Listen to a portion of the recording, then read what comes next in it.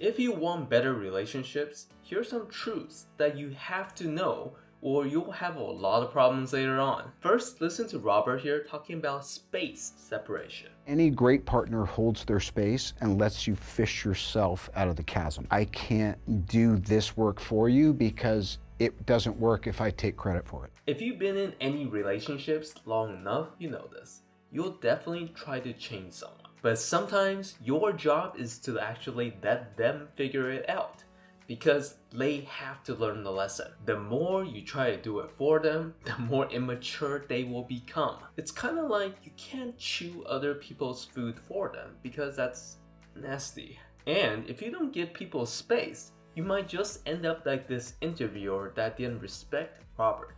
You know, you think you're free of all of that? Sorry, I really don't. What are we doing? Bye. Thank you guys. I'm sorry.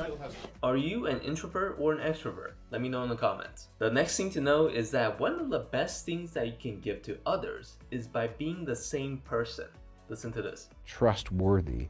If my word is bond, and if I suit up and show up no matter what, and you can count on me, that gives the others so much freedom. By your consistency, it gives other people the freedom to be themselves. It's kind of like counting on the fact that your phone will turn on every time you press that power button. If it doesn't, you start to freak out a little bit. It's the same with relationships.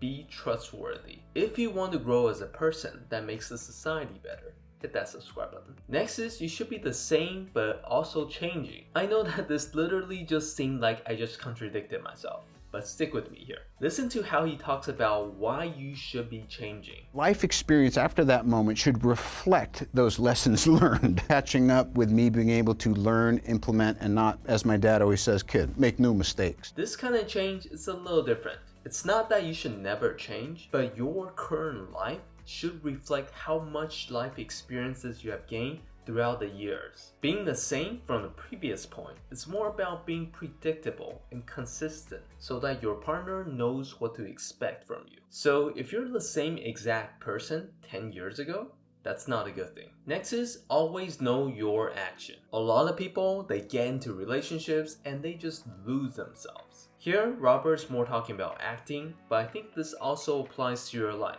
And he said, always know what your action is. Boil down what it is you're doing, whether there's a camera around or just what am I doing today. Don't lose your personal identity, personality, and goals just because you're with someone else. You should always take time to figure out what exactly do you want and you're trying to do besides the relationship. So now the question for you is, what is the action for your life right now? And what are you focusing on? Hope you enjoyed this video. I have another video here talking more about why it's so difficult to remove people-pleasing tendencies.